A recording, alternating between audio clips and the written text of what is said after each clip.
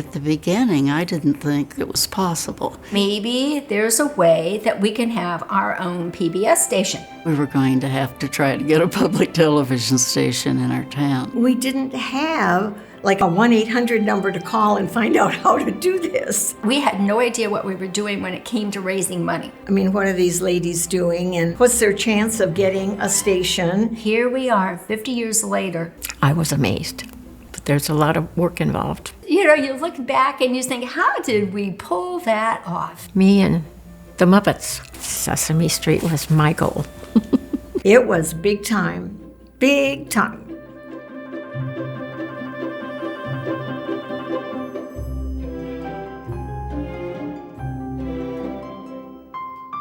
I am retired from the Department of Elementary Education at Ball State University, and I have been an active fan and volunteer at WIPB since it was just a dream for our friends here in town. I suppose you would say I was one of the original mothers.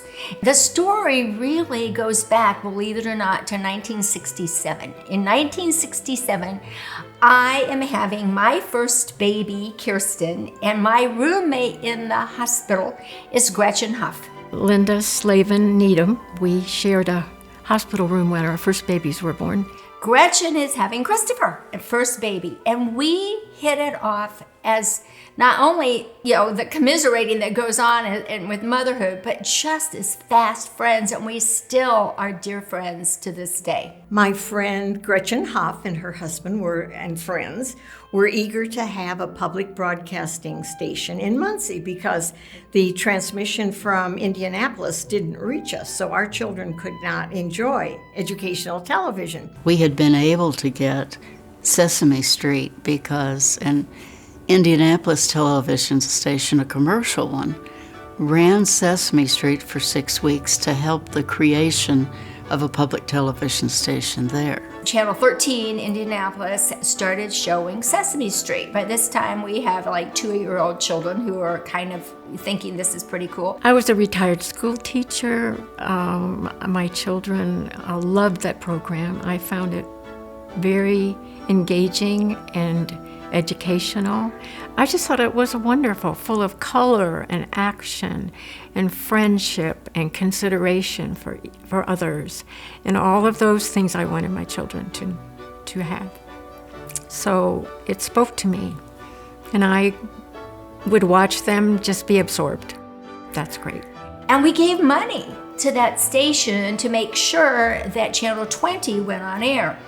When Channel 20 went on air, we couldn't get them. For a while we had Sesame Street and then it was gone. All of a sudden I heard that the signal that we were getting from Indianapolis wasn't going to be with us much longer because they were getting their own public television station. And I was upset because we loved that program. It's a great program for children. And I started talking. Well, Gretchen, being Gretchen, decided one day, she stormed into my house with baby in hand for a play date, and she said, Linda, this is ridiculous. We need a public television station in Muncie, Indiana. Will you help me? One day, Gretchen Huff called me up and asked if I would join with a number of other mothers with young children in seeing if we could get Sesame Street there. And basically, the only way to do that, it looked like, would be to start a public television station there, which honestly, at the beginning, I didn't think was possible. It was just bam, bam, bam. We got the TV, there was Sesame Street, and then it wasn't going to be there anymore. And when I get passionate about something, I get very passionate. And she kind of approached me, are you with me or against me? Kind of, oh my gosh, okay. Well, I was not going to say no to my friend. So it was really Gretchen's imagination and vision that got the ball rolling and everything happening. Many of them got involved. And it just spread, kind of. It was an idea whose time had come. That's how I see it. I had no idea what I was getting into. Neither did Gretchen, really. It just kind of evolved. I really wasn't knowledgeable at all. I just was upset. And I learned as we went. She had the idea, but she knew that I knew people because I was a long-time Muncie person. And one of my dearest friends, and our friendship goes back to being Pi Phis together at Ball State, was Sonny Spurgeon. Sonny's husband was editor of the newspaper. And Sonny and Bill were very well connected. And she was a new mother. And so, of course, I called Sonny. Well, there were 14 of us that she called, all mothers of young children. And we had a couple meetings and talked about what could we do and how could we do it. She had contacts and knew a lot of people that were interested beyond any reach that I had. And I think that's kind of what happened. She just ignited it and sent it on its way. They formed a committee and they got influential people in the community, husbands, wives, community leaders, whoever they could find to help bring Sesame Street to Muncie, Indiana. They knew it was in Indianapolis, but we wanted it in Muncie too, and it happened. And Sonny continued to light the spark. She had connections to people that Gretchen and I did not have. And so that fire just took off. I would never have thought in terms of us being able to do that. But I'm a very determined person and I like to finish projects. So once I was involved with it, I really worked at keeping it going. I just remember Sonny, she was the one that would call and say, there's a meeting and you need to be there. So she kind of guided me along, and yes, I would say, to me, she was the one that really got it going. I know Gretchen tends to downplay her role in the station starting, but none of the rest of us would have had that vision and thought there was any possibility that we could get Sesame Street there in our community for our kids. I know, like me, she very much feels that was an important thing she did, despite the fact she downplays it. At that time, and still, Indiana does not require kindergarten education for children. So any education that children could get at home was important. And if our community, which couldn't receive public broadcasting, was competing against children from Indianapolis and Carmel and that surrounding area that had those programs, our children were missing out on one feature of their educational program. The kinds of concepts that are presented in those programs are mathematical, they're scientific, they're cultural, they're artistic, they're musical, and we know that all of those elements feed the brain for the child. And we needed it for parents because all of those programs gave support to parents, and then teachers used it for common ground to start a lesson in the classroom. So it was the foundation of early childhood education for us. Back in those days, a lot of women did not work, but they put a lot of time and effort into raising money in the community for community benefit. So to get those women on board, we already had a nice nucleus of women who were very involved in the community and used to rallying the troops, getting the girls together, for a good cause. So they came to me to ask how would we get started. And I inquired around the campus, and Conrad Lane had television experience from California. So together we channeled the energy of Ball State University to pursue getting public television in Muncie. The group that was pursuing the station were called the Gold Diggers because of Channel 49 and the 49 Gold Rush. We started having meetings in town, trying to get interest going. We met several times on the campus, each time getting a bigger cadre of people to work with us. And then we just started asking people. And one person knew another person. It was a hide and seek. Get a little clue, go to that person, go to that agency. Those early days, I just chuckled. We had no idea what we were doing when it came to raising money. We would get leads.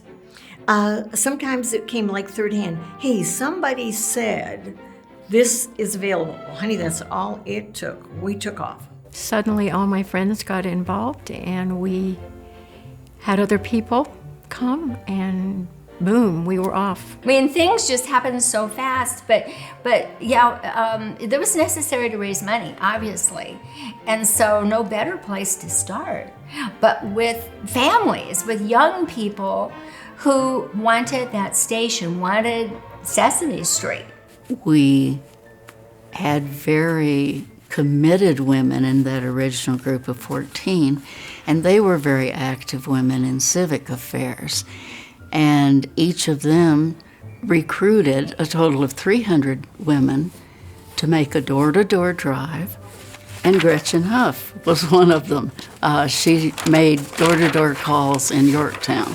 We found other gals in town who were willing to organize, and we had, mailings and literally door to door and phone calls. I mean, we did everything we could think of to raise money.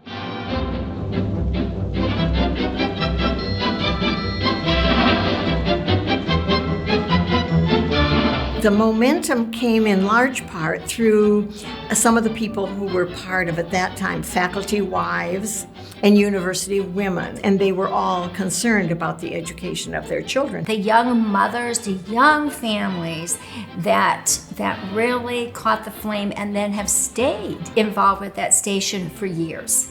And I think that's very unique in this community. And this community is always not only willing to give their time, they are willing to open up their pocketbooks. We went to people like Van Smith and Ed Ball, and later a couple of professors, but basically it was the community and business leaders that we approached. We had support from all levels of the community. I don't remember now anybody turning us down. I remember people saying, I can't do anything for you until after our third quarter business report. Honey, we'll wait for the third quarter business report. But I do not recall of any agency turning us down for money. And I think sometimes they might have given us donations simply to help us move out of their office. But we weren't the least bit bothered by that. We had a commitment to children and educational programs. 7, 8, 9, 10. Very good. Now that's counting up to 10. Forward. See, now we want to count from 10 to 1. Backwards, okay? Now here's how we do that. As soon as this core group was built and energized and had their message and knew what we were doing, Ed Ball of Ball Corporation, Ball Foundation was immediately contacted. He was such a strong advocate, and his family, the whole family, for education and for the development of the family. That was a special time when Sesame Street would come on, because I did this with the children together. We watched this show together. And later on, Mr. Rogers and all the children's programs, that became an important kind of family time to share the television together in a very, very positive way.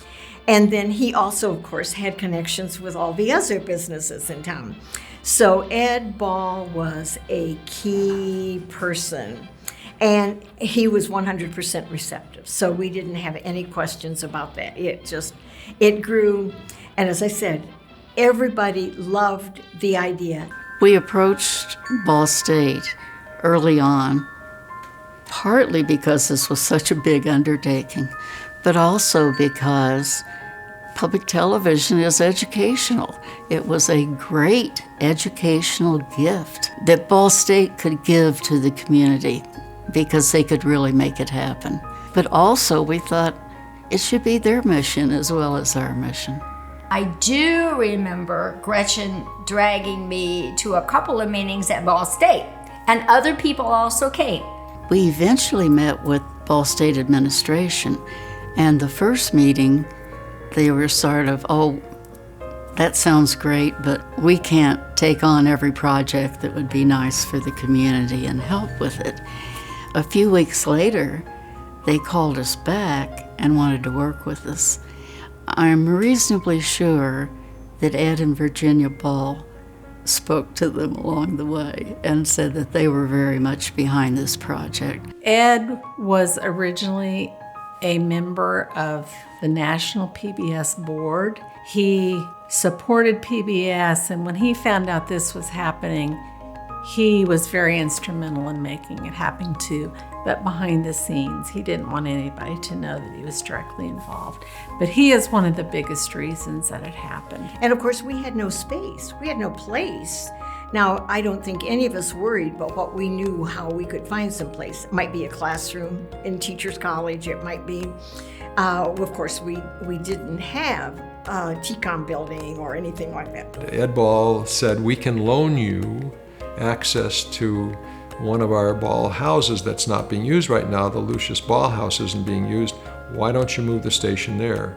Ball State donated the house so we could get things started. The TV station started in the yellow brick house over on Minnetrista, where the Bob Ross exhibit is currently being featured. Luckily, along the way, the owner of a radio station that he was retiring gave us his old antenna, which was a great cost savings for us along the way, and again made us think, yeah, we might be able to do this. And great things began to happen. And the next thing you know, we are on air.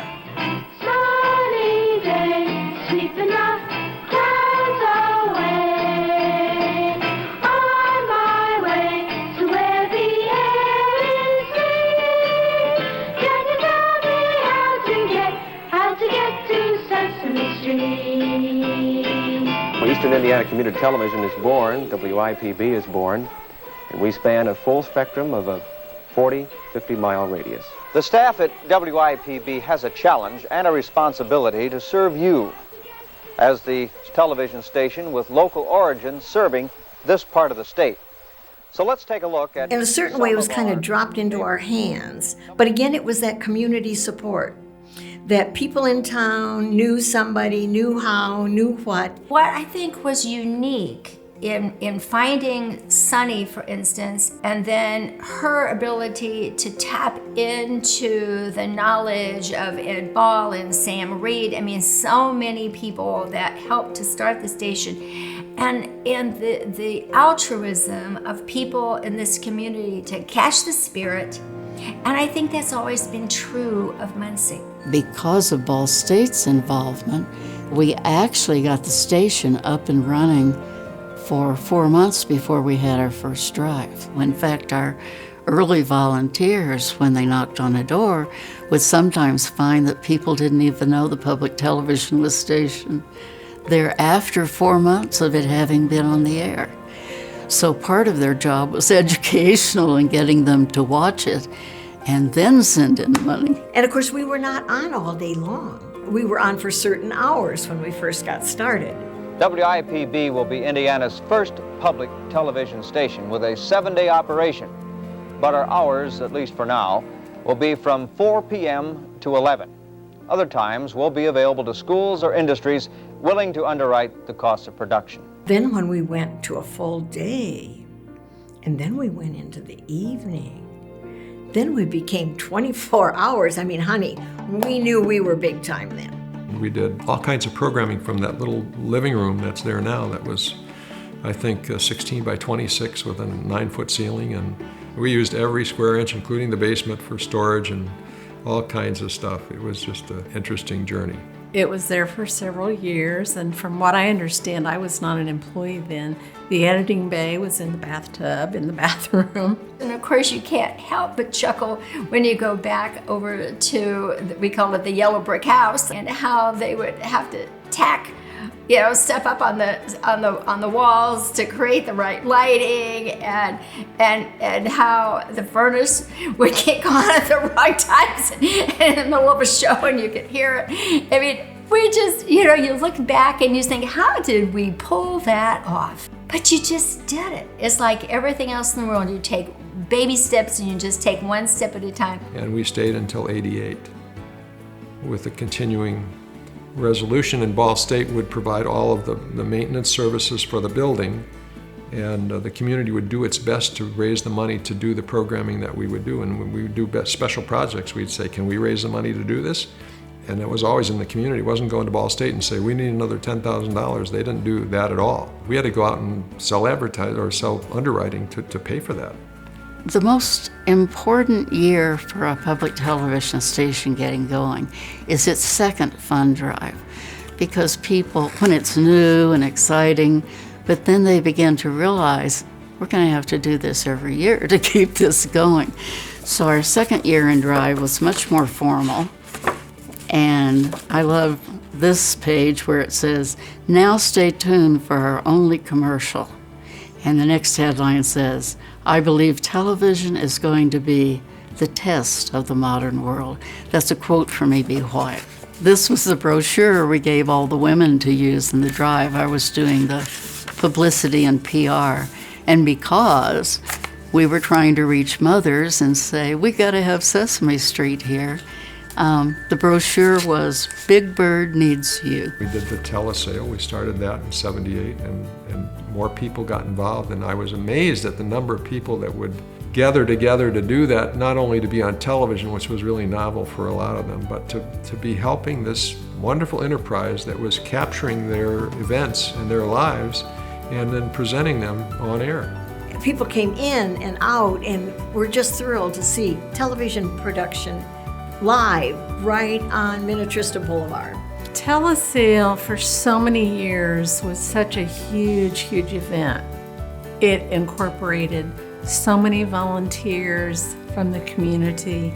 It was a huge fundraiser. It was fun. I mean, it was just a big social event. And so here were all the people that had made donations of either time or energy or money coming in to see their dream fulfilled in such a quick way. It was a party every night. We had lots of good food. It was work, but you didn't feel like it was work because everybody was having a good time. Everybody got along. The committee had it all organized, and it just worked. So that was very, very vital to our budget. When we moved into the first station on Ball State, that was fun. And when we got 2 cameras, I mean, honey, could you go much more than that? Now what happened though when the TV station moved, while it was great, the equipment was wonderful, the facility was wonderful, there became a little bit of conflict. The community believed that they might not need to support the station anymore because it was now housed in this beautiful facility that must be totally funded by the university, which was not true. We are here, but we still need your support. My expectations for the station grew as I realized everything that public television was and all the wonderful programming that we could enjoy and all the adult education that was there, as well as the education for children. The mission we had envisioned, Gretchen and I and the other young mothers, grew as the station grew. You know, we laugh a lot about those early times. Oh my gosh, what were we thinking? How do we do that? I don't know.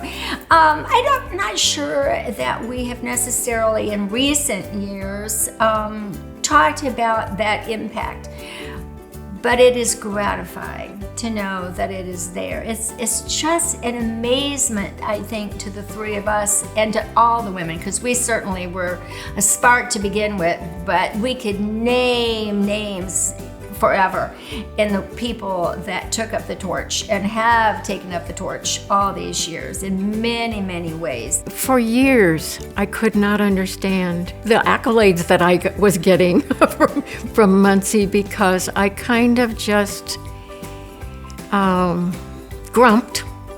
Oscar the grump. I just kind of grumped and it just, the ribbons just went, you know, it was a time. It was just time for that. You know, I was for Sesame Street, but a lot of the men, a lot of the dads, and a lot of the men had other programs that were important to them. And I think it was just something that was going to happen. And I just opened my mouth first.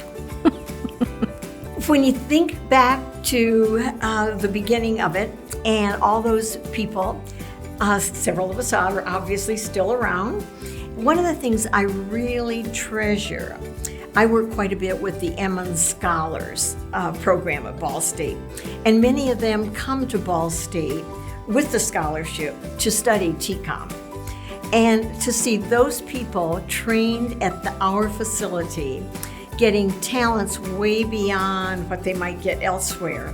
And those people go all over the world with television positions, broadcasting radio and television to the world, having come out of WIPB programming. The WIPB nest of faculty and people who are live on the scene. They're not learning from people who used to do it. They're doing it yet today. And that educational advancement is key to my vision.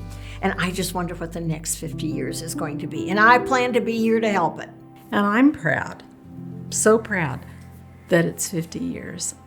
It just, the time goes so fast, and so many wonderful things have been accomplished through all those years. So my hope is that this will continue for 50 more years, and it will be even bigger and better.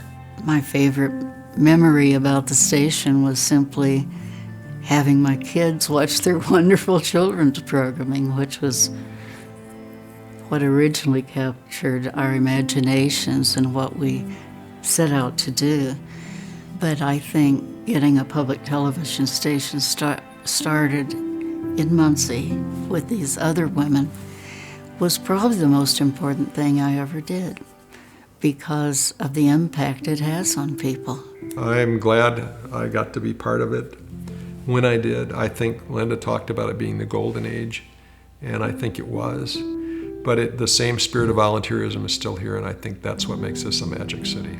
And this is a wonderful opportunity to wish WIPB TV, which I now understand is Ball State PBS, a very happy 50th anniversary. I want to wish Channel 49 a wonderful, happy 50th birthday. I'm very proud of you, and congratulations. Tonight, tomorrow, and in future months, WIPB is yours. I have some pictures here, just in case anybody wanted to see it.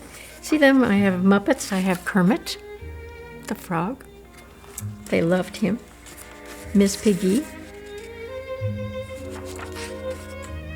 And we have the Count and the Cookie Monster. I think he was one of their favorites. They were all great, and still are, and hundreds have been added, and I understand that now they're owned by Disney. That doesn't make them any less cool, right? Okay, Muppets. They truly were the start of Channel 49.